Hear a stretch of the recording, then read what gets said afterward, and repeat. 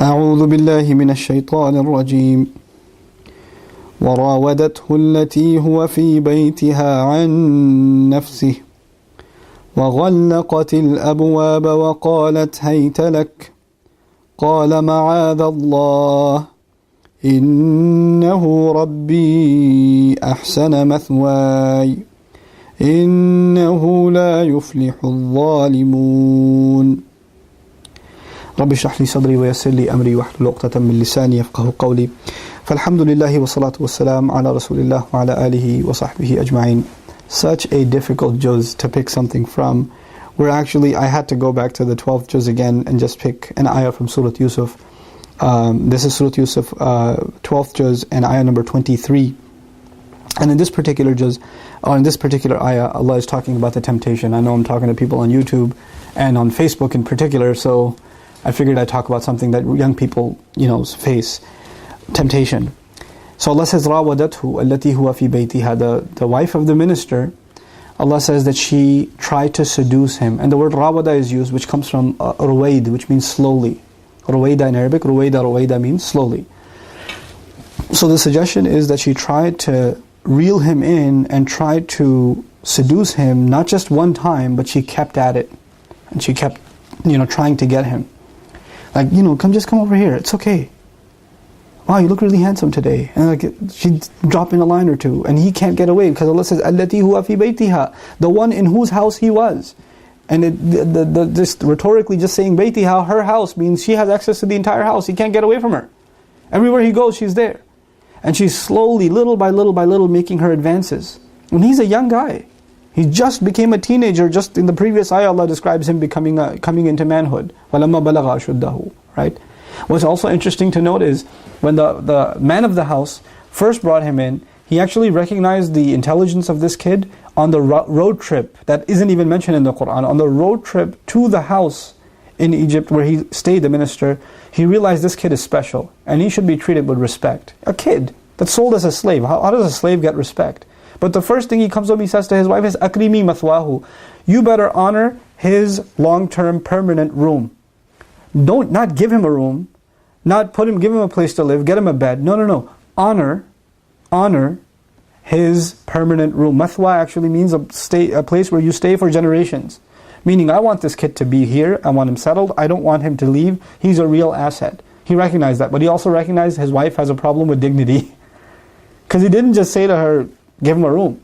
He said, honor his room, meaning don't just walk into his room. Give him his space. I don't want you to just feel like you can go and mess with him anytime you want or talk to him or give him instructions. Even as a kid, he wanted her to keep a distance from him. So he says, أَكْرِمِي مَثْوَاهُ. Now, was he right on the money? Yeah, he was. Because time comes, she's trying to seduce him little by little. She's throwing hints at him as he's becoming a man. And then the other thing that's happening is, rawada also comes from arada, intention. And they say rawada is when you try to make someone have the same intentions you have. So she's trying to get him to think like her. It's not a big deal. It's okay. There's nothing wrong with it. Don't you feel anything? Don't you think I'm beautiful? Like she'll say these things, like she wants her to think how he thinks. And a young man with the temptations that he has, he's a regular human being. He doesn't say, I don't put myself above temptation. He doesn't say that. Even the Qur'an says, وَلَقَدْ هَمَّتْ بِهِ وَهَمَّ بِهَا لَوْ لَا أَرَّأَ بُرْهَانَ رَبِّهِ. She desired him, he would have desired her too had he not seen the evidence of his master.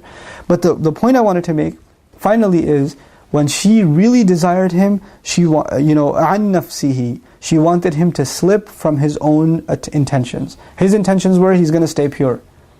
He's not going to indulge in this sort of thing. How many young people can we say that with? A beautiful woman is after you.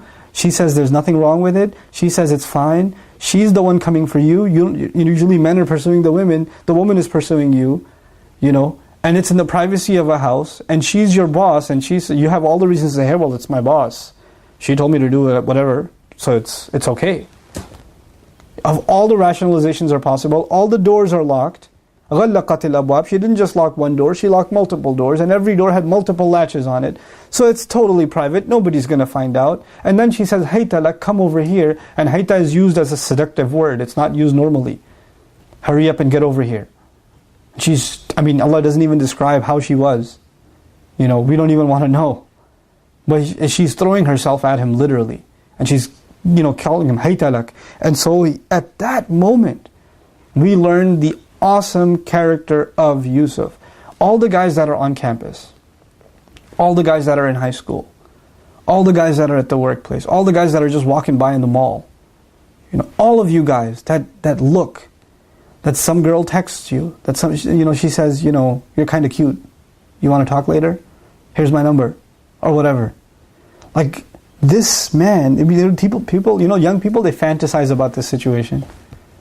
They fantasize about this situation. Yusuf a.s. is in this situation, and he can remember that Allah is watching at this situation. That's the thing we're being taught here.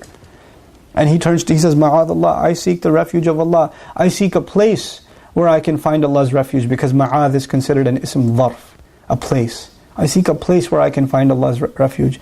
Innahu Rabbi ahsana mathwaya. My master has taken good care of me, which is he's really provided me good housing, which he's referring to Allah as his master. And if she doesn't believe in the master, at least when she hears the same word, she might think that Rabb refers to the owner of the house, that he's honored me. So if she clearly doesn't fear God, at least she'll fear her husband. So it's the wisdom of Yusuf a.s. that the words he used could be referring to Allah, which in his case he may be saying, Allah took care of me. How can I be disloyal to Allah? And she hears my master, and she might not even think Allah, she might think he means her husband, who's been good to me. If you can't be fearful of God, at least think you have a husband, woman, before you do something like this. إِنَّهُ رَبِّي أَحْسَنَ مَثْوَايَ إِنَّهُ لَا يُفْلِحُ الظَّالِمُونَ. Wrongdoers don't prosper. And he's not going to prolong the conversation. فَاسْتَبَقَ الْبَابِ. So awesome. وَاسْتَبَقَ الْبَابِ. When the story continues, the next thing you know, he's not, no, lady, you need to calm down, think about this, I'm sorry, I can't. He knows she's not into the talk. He ran for it. وَاسْتَبَقَ الْبَابِ. Don't sit there and just talk to the girl and say, astaghfirullah, that's haram, sister. You really should think about what you're saying. No, don't give her advice. You're not giving her advice. You're just spending more time with her. Be honest to yourself. Get away from there. Get away from that conversation. Don't pursue it further. Don't respond back to her. You're in Ramadan, man. Don't respond to her text messages. Don't do it. Make tawbah from it. Don't even say, I won't text you anymore. Don't say it. Why aren't you responding to my emails? No, astaghfirullah, it's Ramadan. Don't even respond. Do not engage.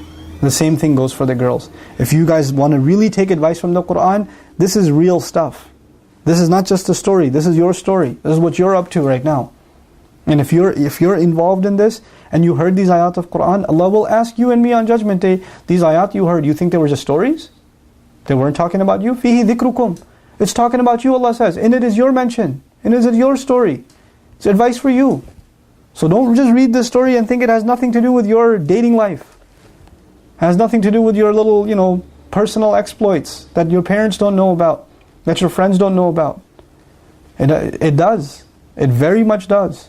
There's no accident this is mentioned in the Qur'an. This is a timeless problem. And if you're suffering from it, I pray that learning from the story of Yusuf a.s.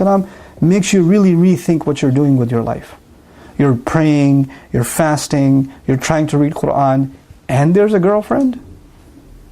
There shouldn't be. You really need to think that this is not a small sin. This is not something small you're doing. You're playing with your own faith. And I pray for you, and I pray that you're strong enough to do the right thing and cut off a haram relationship. And if you cannot cut it off, that you make it halal, that you man up and you make it into a halal relationship. Barakallahu li wa lakum. Wassalamu alaikum wa rahmatullahi wa barakatuh. Quran Weekly.